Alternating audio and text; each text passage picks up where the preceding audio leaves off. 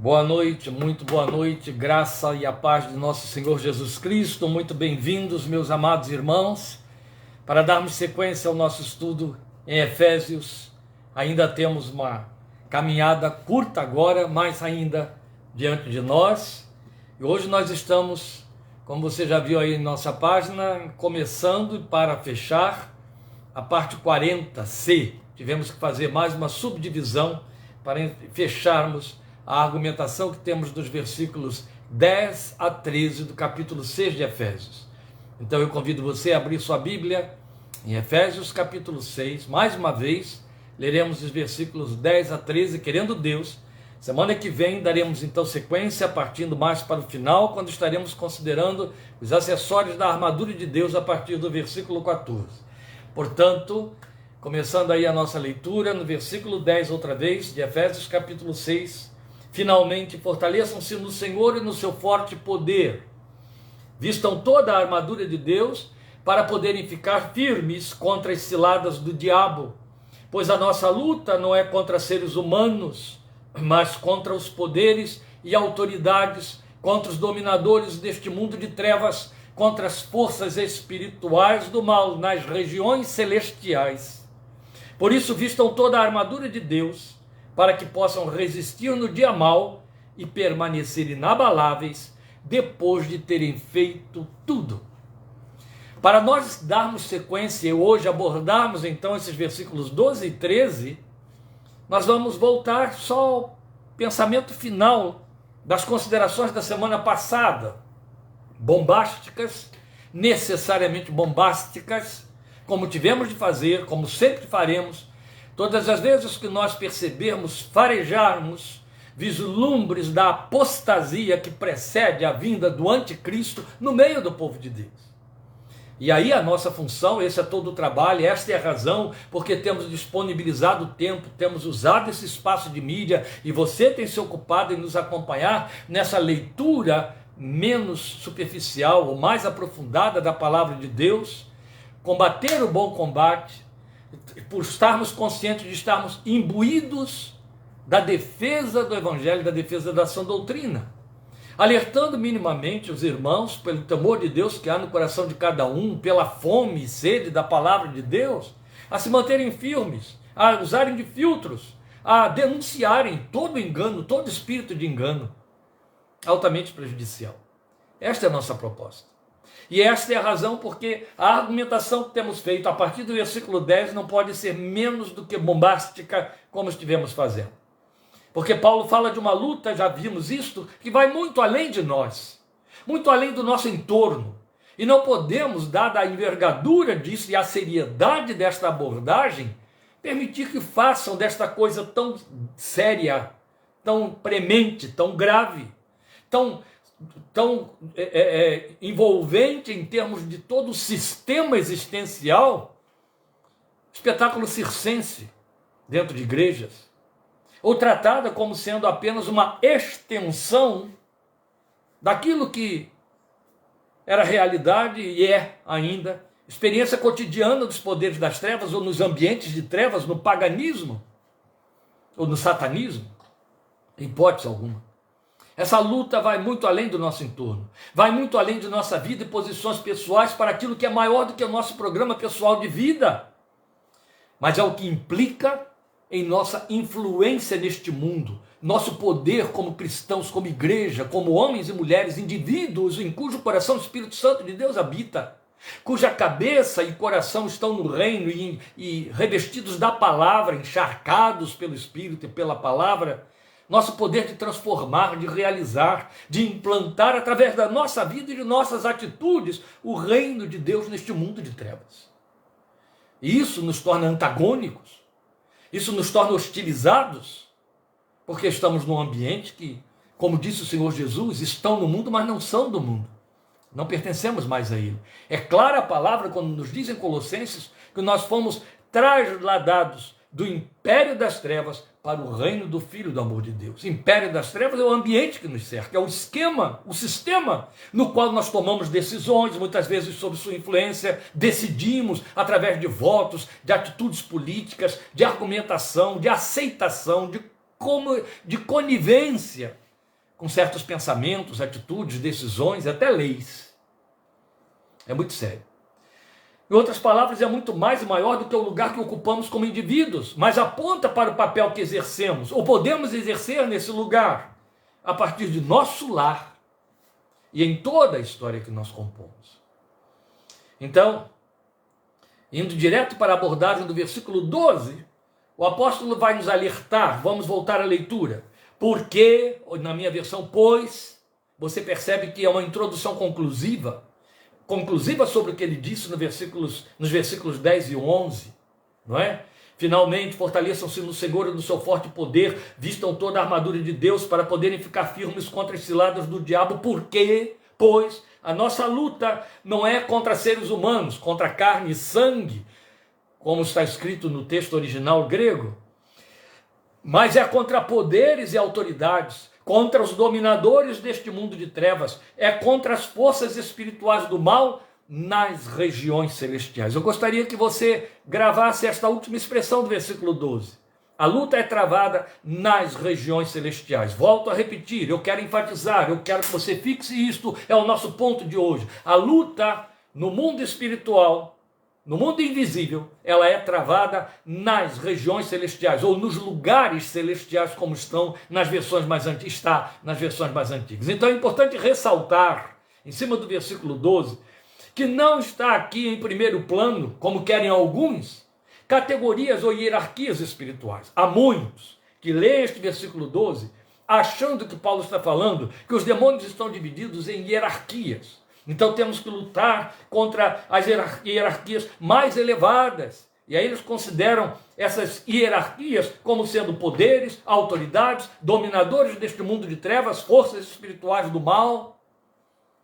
Não há nada disso aqui.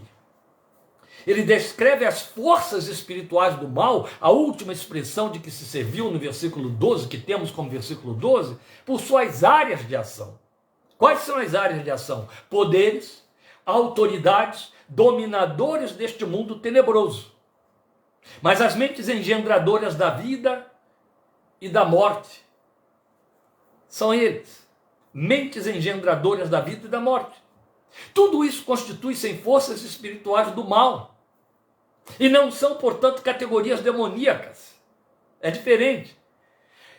É operação maligna? É. É ambiência maligna? É. São poderes das trevas? São. É a operação do mal, do diabo? Sim, do Deus deste século.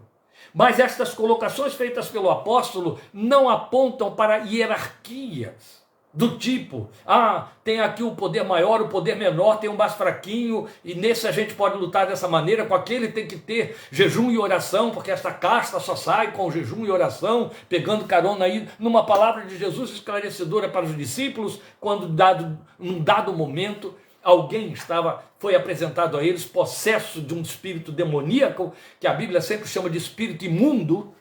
A Bíblia sempre chama de espírito imundo. E eles disseram, Senhor, nós não podemos expulsá-lo. Aí o Jesus disse para eles, esta casta só sai com jejum e oração. Ao dizer essa casta só sai com jejum e oração, quem faz essa leitura pensando esse texto isoladamente, pensa que Jesus está dizendo, há uma casta especial, e não adianta partir para lá dizendo, sai em nome de Jesus, ou apenas orando, tem que jejuar e orar. Jesus está usando uma linguagem generalizada, genérica. Essa casta só sai com jejum e oração. Para dizer, vocês tinham que estar em oração e jejum para fazer essa luta e libertar essa vida. Isso não é para brincar de circo nos palcos de templos evangélicos. É isso. Na verdade, então tudo isso aí que estamos citando se constitui em forças espirituais do mal. Não são categorias demoníacas. Mas a fantasia religiosa foi quem ditou essa interpretação sem fundamento. Fazendo o quê? Pegando carona em informações secretistas, de origem pagã, de origem ocultista. São as famosas leituras interlineares, que são incompatíveis com toda e qualquer metodologia de interpretação da palavra de Deus, porque perigosamente abrem um leque muito amplo do imaginário que navega longe da verdade. Eles se deixam confundir por causa de expressões que vão pegar no Velho Testamento, príncipe da Pérsia, príncipe dali. Então há um que ocupa um lugar, uma hierarquia, um lugar de autoridade, uma dominação localizada. Meus queridos, na boca de Jesus, grave isso, na boca de Jesus, o autor da fé, todos os poderes malignos estão sintetizados numa única só expressão: Satanás e suas hostes. Nós não temos e não nos compete ficar preocupados em se tem um poder maior, um poder menor, uma hierarquia tal, aquele é mais forte, esse é menor. Isso parte do paganismo, do ocultismo. Lá no ocultismo, eles têm esse jogo. Um é o dono, é mais forte do que o outro. Então um vem e maniata o outro, amarra o outro. Estou usando uma expressão bem própria deles. Fazem demanda entre eles. Um terreiro faz demanda contra outro terreiro. Um orixá é mais poderoso do que o outro orixá. Isso não nos pertence. Essa linguagem não nos pertence. Essa teologia, no caso aí, demonologia, não é nossa, não procede da palavra de Deus, não tem luz nela, não tem verdade nela, é trevas, é paganismo. Por que pegar carona nessas coisas e recrudescer com ignorância espiritual para poder botar tempero, aroma de incenso, na revelação pura e simples da palavra de Deus? É por isso que temos de ser bombásticos, denunciar, atacar de frente, porque isso já foi longe demais, como dissemos semana passada. Muito longe. Mas, infelizmente, essas leituras interlineares, elas abrem esse leque muito amplo de imaginário que navega longe da verdade. E o argumento final do apóstolo aqui, que encerra toda a discussão, está justamente na última linha do versículo 12, onde ele mostra, por isso eu fiquei frisando aqui, grave isso, irmãos, preste atenção nisso, ele mostra o nível em que a luta é travada. Ele diz que ela é travada nos epiranioi, é a palavra grega, traduzida, na minha versão, por lugares celestiais, na minha versão lugares celestiais, regiões celestiais, na sua versão lugares celestiais, lugares ou versões, ou regiões, o significado é o mesmo. Na verdade, o que está sendo dito aí, que há uma esfera espiritual, uma região espiritual, a qual nós pertencemos, onde a nossa luta é travada. Numa palavra só, no grego, epiranioi, traduzido em versões mais antigas como lugares celestiais, na minha versão como regiões celestiais, mas ainda admitindo também uma outra tradução que seria mundo espiritual. Não está falando de geografia, está falando de estado. São coisas diferentes. Embora você esteja ouvindo palavras assim tão sintéticas, regiões, lugares, mundo, mas estamos falando de estado. Essa é a verdade. Então veja bem, onde foi que nós ouvimos este termo pela primeira vez? Epiranioi, regiões celestiais. Ora, você vem nos acompanhando desde o capítulo 1 de Efésios, não é? Então vamos localizar esses termos que estão tão fluentes aqui na carta aos Efésios, começando exatamente com 1:3. Vamos voltar a 1:3, é onde nós o ouvimos pela primeira vez. O que diz Efésios capítulo 1, versículo 3? Bendito seja o Deus e Pai de nosso Senhor Jesus Cristo, que nos abençoou com todas as bênçãos espirituais nas regiões celestiais em Cristo. Você sabia que este versículo 3 do capítulo 1 de Efésios, que introduz toda uma argumentação doutrinária, é altamente desinteressante para a grande maioria dos crentes que leem a Bíblia e creem que ela é a palavra de Deus, exatamente porque Paulo diz que já fomos abençoados com toda a sorte de bênçãos espirituais e nos lugares celestiais. Então eles dizem assim: mas eu preciso de bênção que eu contempore, que eu possa tocar, experimentar, que eu possa trazer para dentro da minha casa, que eu possa levar para um leito de hospital, que eu possa ver na conta bancária. Bênçãos espirituais está falando de coisas invisíveis. Regiões celestiais está falando de coisas invisíveis. Eu vivo no mundo temporal, no mundo físico. Aí vem outros tentando fazer adaptações e dizendo, não, o que Paulo está dizendo aqui é que Deus já nos abençoou com todas as bênçãos que vão se materializar no nosso dia a dia. O que temos aqui, meus queridos, é um conflito de estado. Quando o crente ouve Jesus dizer estão no mundo, mas não são do mundo, eles ficam só com a primeira expressão, estão no mundo.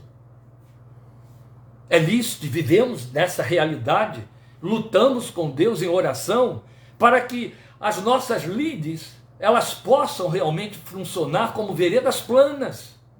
É lícito, Jesus nos mandou fazer isso.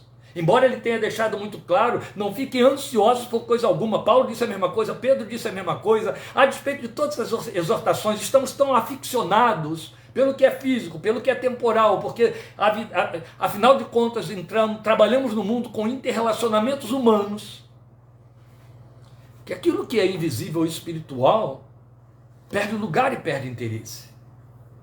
É onde temos de questionar a efetividade da conversão de cada indivíduo.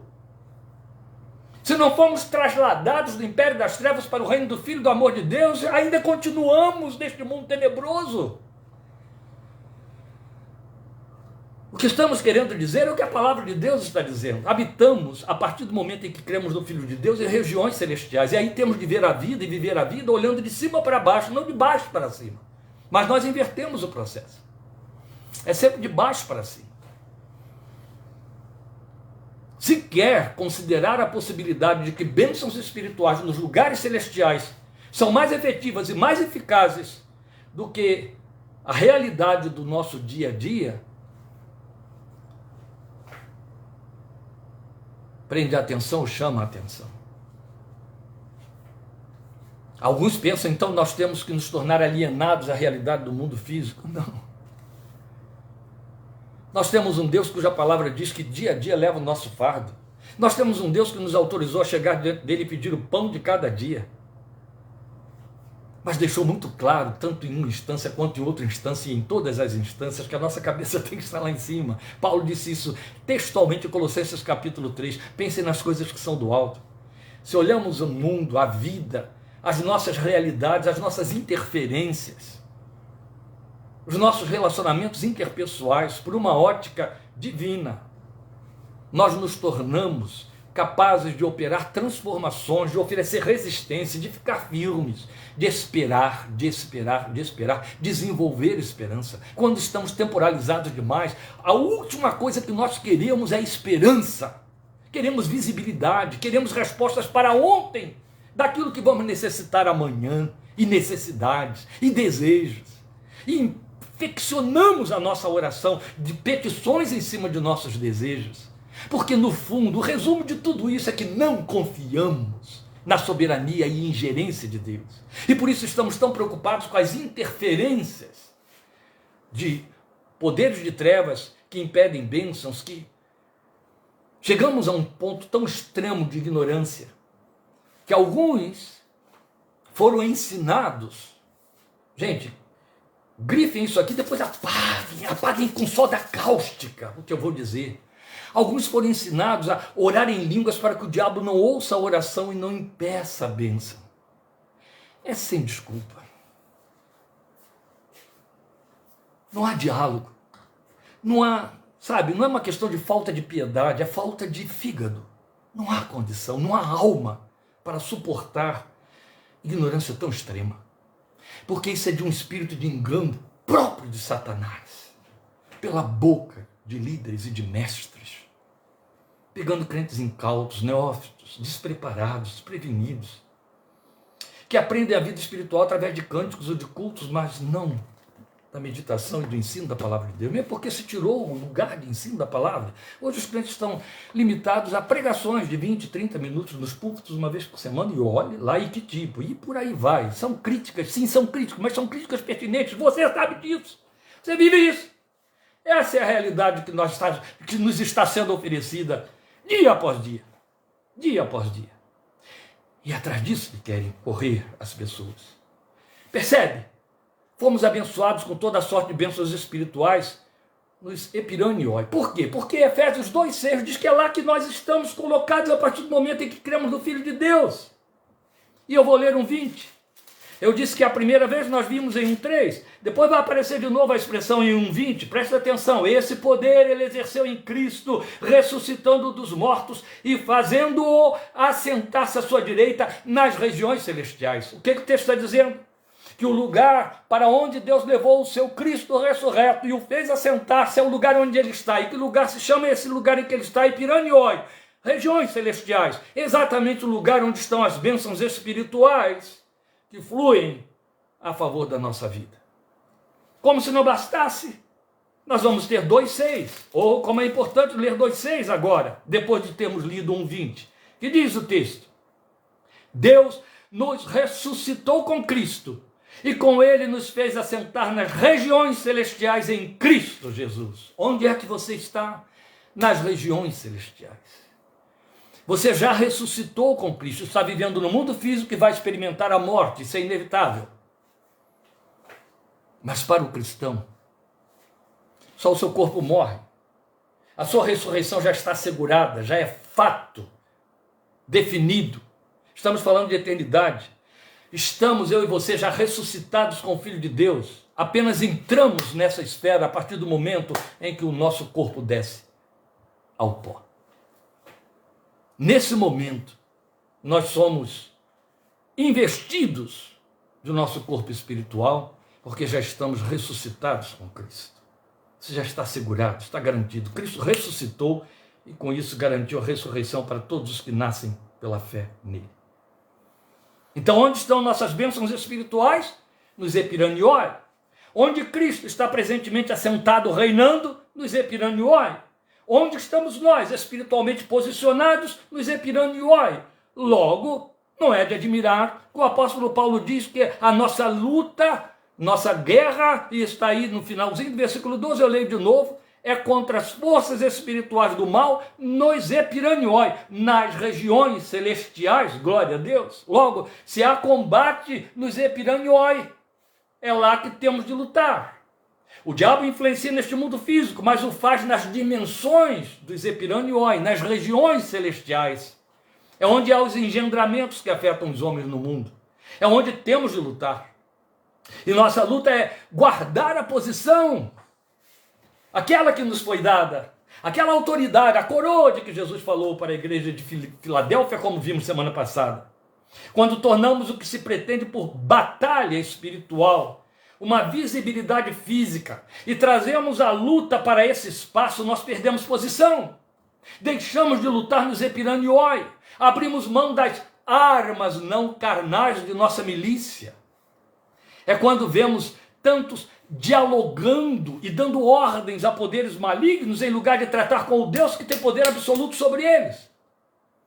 Chega-se ao ponto blasfemo de ver-se crentes conversando com entidades malignas. É para questionar. Isso não fala de briga. Isso fala não de briga, de batalha.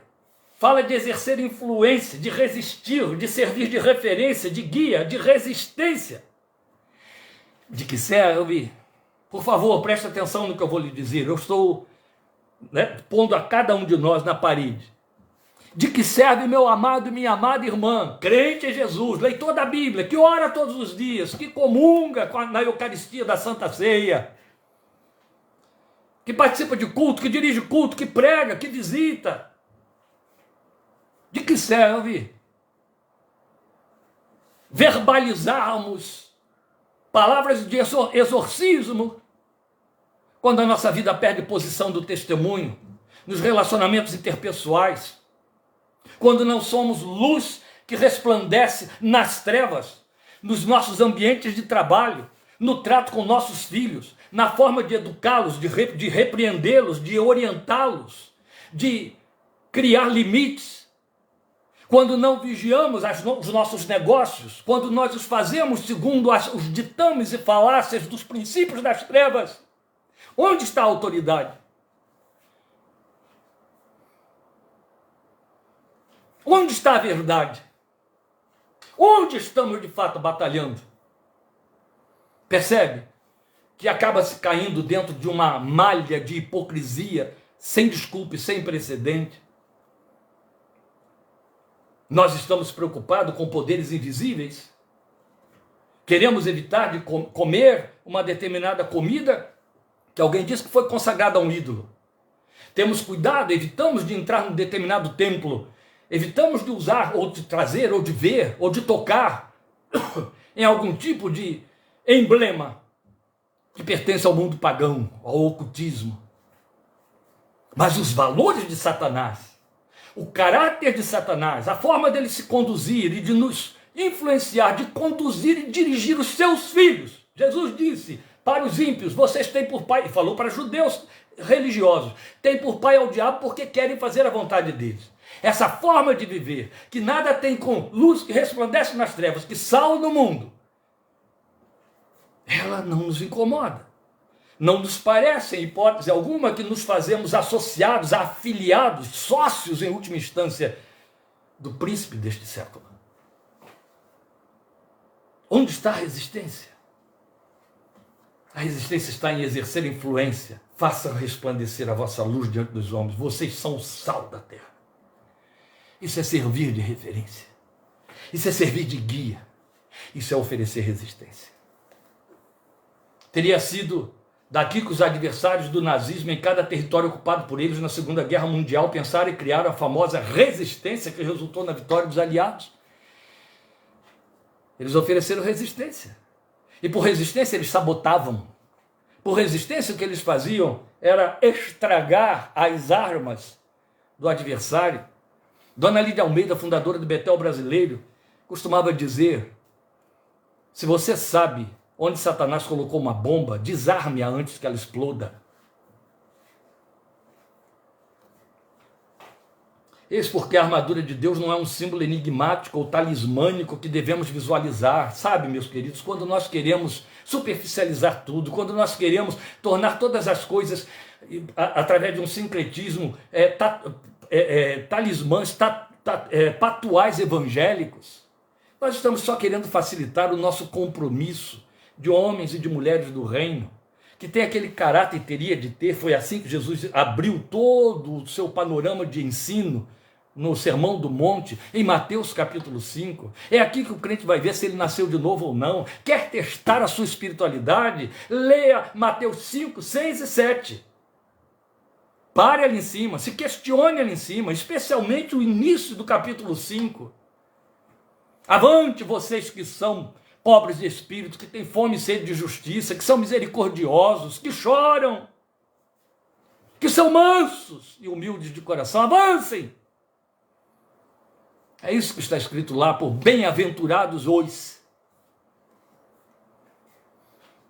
Esse é o perfil do homem e da mulher de Deus. Mas estamos tão preocupados com sombras, estamos tão preocupados com a influência daqui ou dali. Pessoas têm medo de deixar ou de permitir que dentro da sua casa passe um filme de terror. Aí permite um filme que está no limiar da pornografia, ou que ensina, ou que transmite uma ideologia satânica, secular, maligna, de uma politicagem suja. Isso, porque não fala em diabo, porque não apresenta um terror, isso pode. A gente é maduro, a gente sabe filtrar. E aí a gente vai devendo, viu? Vai devendo, vai perdendo posição, vai perdendo posição. Se vai perdendo posição, ele vai ganhando. Lembra de Davi e Golias? O que acontecia com os soldados de Saul antes que Davi chegasse? Eles estavam sendo intimidados pelo adversário, por Golias. Leia o texto de 1 Samuel e você vai ver que durante 40 dias, Golias ia afrontando as tropas de Saul, ia ganhando terreno, ia entrando cada vez mais. Quando chega a vez de Davi, que estava com a armadura de Deus e não a armadura de Saul, Davi correu na direção do inimigo, Davi correu de maneira a fazê-lo recuar, Davi o enfrentou, Davi guardou posição, e o adversário caiu. Na verdade, não tem talismã aqui nessa armadura de que Paulo fala a partir do versículo 14. Ele fala de ações práticas e conscientes que, uma vez atendidas, darão garantia de nossa vitória como povo de Deus nessa guerra invisível dentro da geração para a qual nós fomos salvos. Por isso, de Deus, recursos já por Ele aprovisionados, recursos dos quais necessitamos nos apropriar de forma volitiva e conscientemente, sabe? Não é verbalização, como alguns querem transformar em reza evangélica. Eu tomo posse do capacete da salvação, eu tomo posse da espada do Espírito. Infantilismo sem desculpa. Ninguém toma posse destas coisas, vive. É diferente. Isso é estar investido da armadura, entende? Temos de parar de brincar de fé evangélica, meus queridos. E ser homens de Deus e mulheres de Deus valorosos, que assumem esta palavra, encarnam esta palavra na sua maneira de viver. São recursos que Deus já provisionou e temos de nos apropriar deles de forma consciente na maneira de vivermos, para lutarmos com legitimidade, com verdade e ficarmos inabaláveis, como Paulo disse, depois de tudo.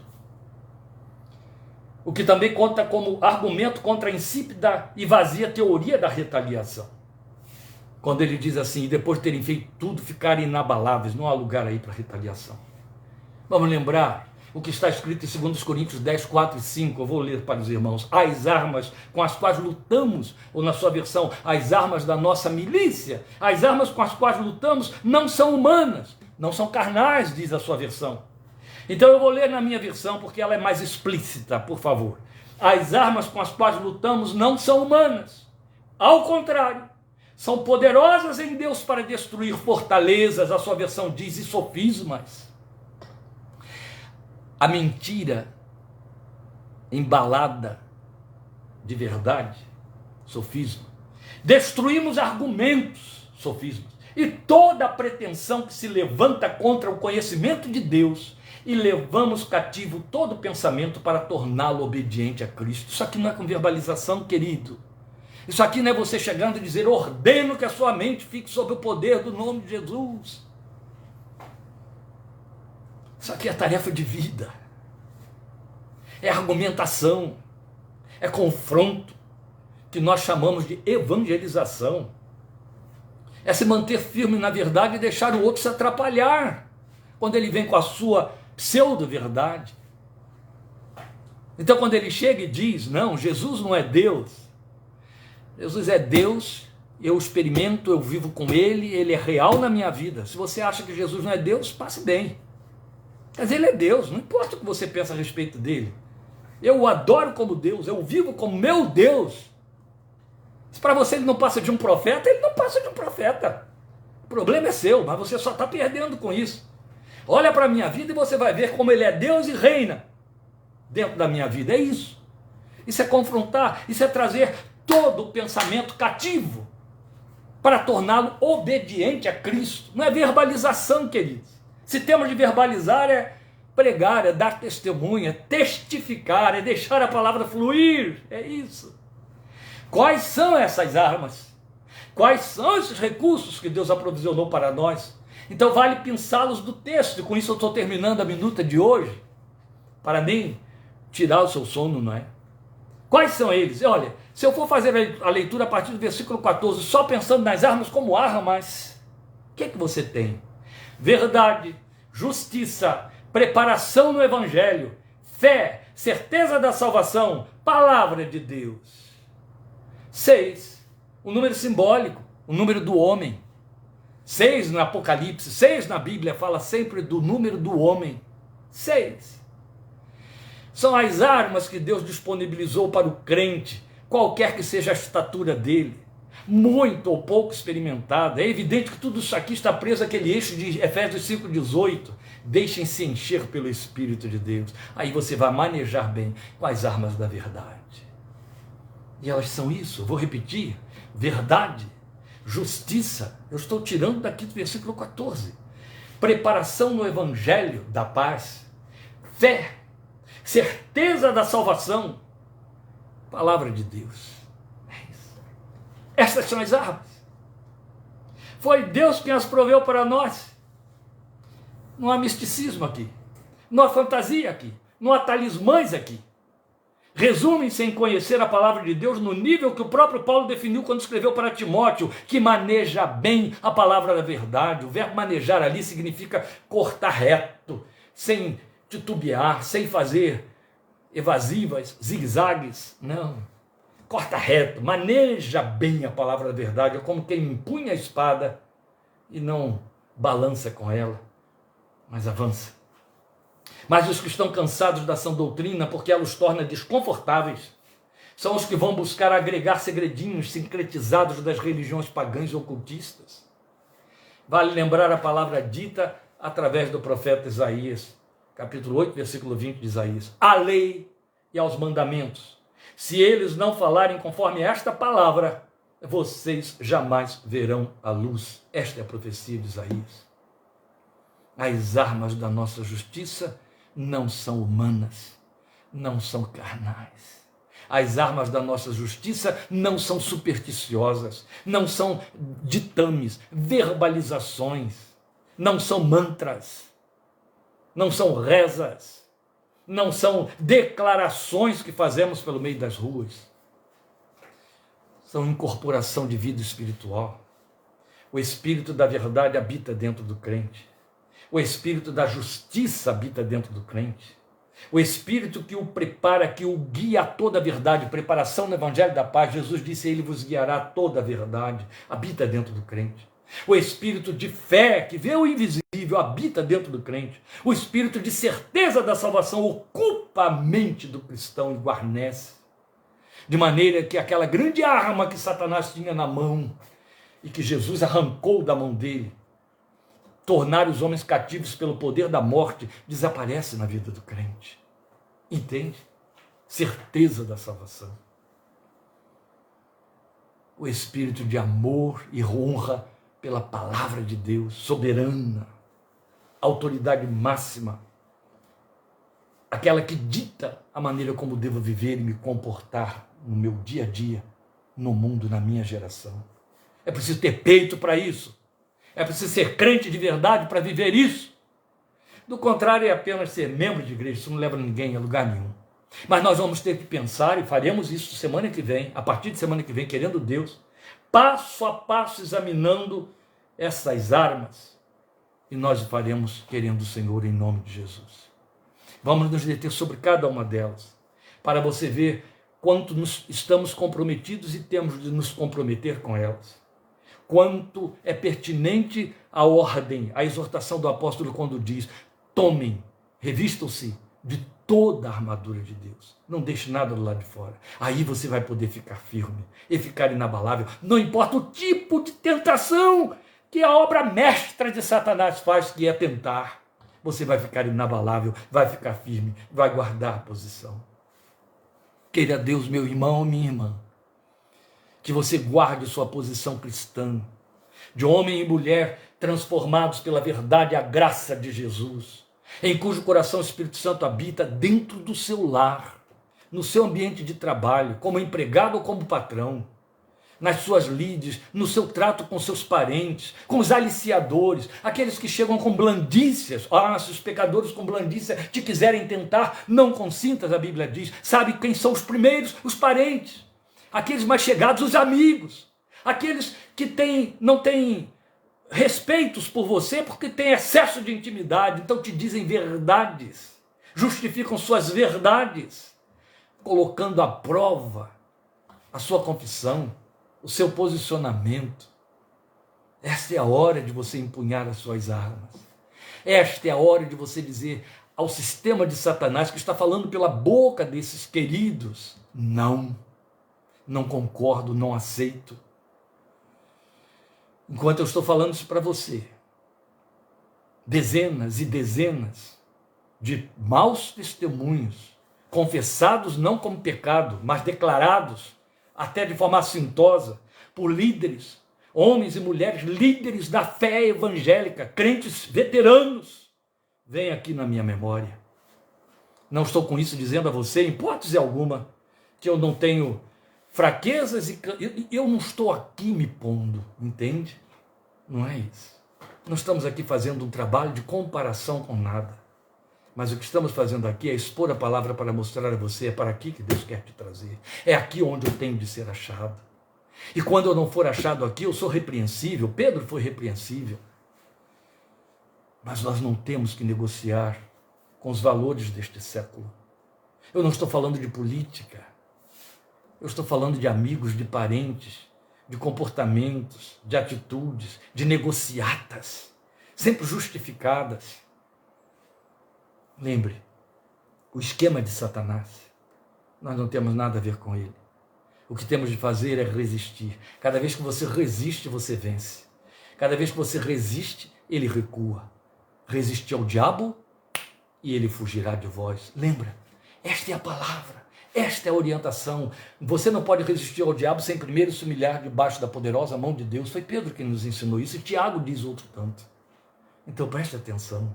Ouvimos o Espírito de Deus dizer através de 2 apóstolos: resistam ao diabo e ele fugirá de vós. É muito fácil fazer ataque verbalizado. Resista no seu testemunho. Resista se mantendo na sua posição. Busque de Deus integridade. Eu recomendo que você leia as cartas às igrejas da Ásia Menor em Apocalipse 2 e 3, até o 4, até o 3, final do 3. Apocalipse 2 e 3. Você vai ver os grandes lamentos de Jesus por conta de perdas de posição. E a igreja que não perdeu posição, ele chega para ela e diz: guarda o que você tem, para que ninguém tome a sua coroa. Meus amados, não há por que acochambrar e justificar e dizer: mas acontece que a moral hoje mudou, e etc. O programa de Satanás é tornar normal aquilo que a palavra de Deus não negocia. E aí a gente vai engolindo anzol, caniço, isca e tudo que lá dentro está. Não vamos permitir isso, amém? Resistam, está escrito. Fortaleçam-se no Senhor e no seu forte poder. Ele te deu o Espírito para isso. E quanto mais você se encher do Espírito, maior será o poder para você resistir.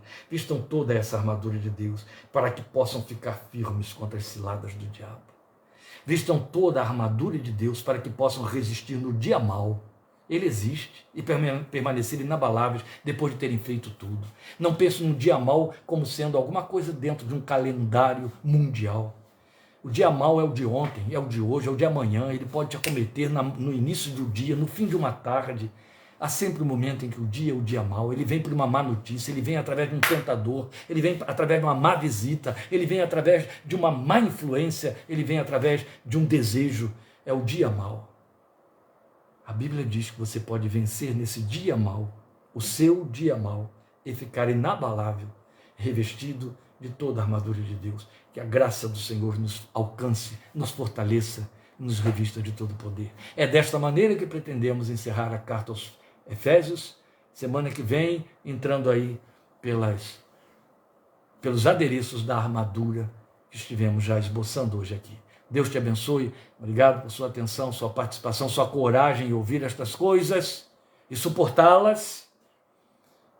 Estejamos juntos domingo, 5h30, com a transmissão da Palavra de Deus. O Senhor te guarde e te abençoe, em nome do Senhor Jesus. Muito obrigado, uma boa noite para você, a paz do nosso Senhor Jesus Cristo. Amém.